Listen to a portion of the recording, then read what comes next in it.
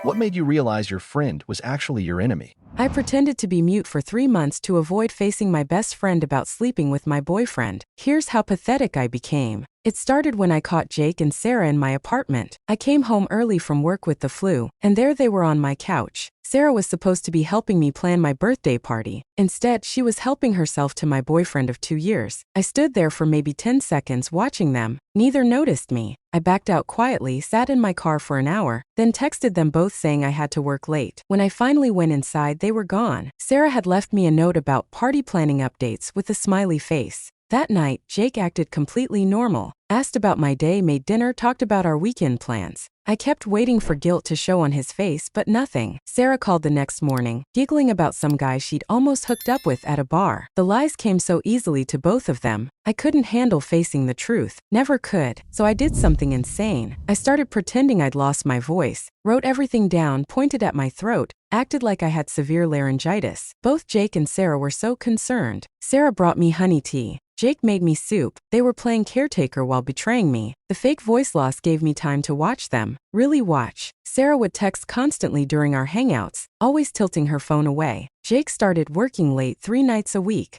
They'd exchange these weird looks when they thought I wasn't paying attention. 2 weeks in, I overheard Sarah on the phone in my bathroom. She was whispering, "She still doesn't know. Jake thinks we should tell her, but honestly, she's so fragile right now with her voice thing." Then she laughed. "Yeah, after her birthday. We'll figure it out then." My birthday was 6 weeks away. They were planning to keep this going until then, using my fake illness as an excuse to delay their confession. Sarah was still organizing my party, probably inviting the same people who'd witness her eventual betrayal speech. I started documenting everything. Screenshots of their texts about meeting up, photos of Jake's work clothes that smelled like Sarah's perfume. I was building a case while pretending to be voiceless. It was insane, but I couldn't stop. The breaking point came when Sarah brought me throat coat tea and actually said, "I'm so glad we're friends. I don't know what I'd do without you." She was stroking my hair while I pretended to sleep. I almost broke character and screamed. Instead, I planned my revenge. My birthday party was at my place. I set up a slideshow meant to be memories with friends. But the final slide was every piece of evidence I'd collected. Their texts, photos, timestamps of Jake's lies about working late. When it played, the room went dead silent. Jake turned white. Sarah started crying immediately, but I still couldn't speak. I'd been fake mute for so long that I'd forgotten how to use my voice when it mattered. Finally, I whispered. My voice came back yesterday. Then louder. "Get out of my house. Both of you." The weirdest part? I missed the silence. Those 3 months of not having to speak, just observing and planning, felt safer than any conversation I'd had in years.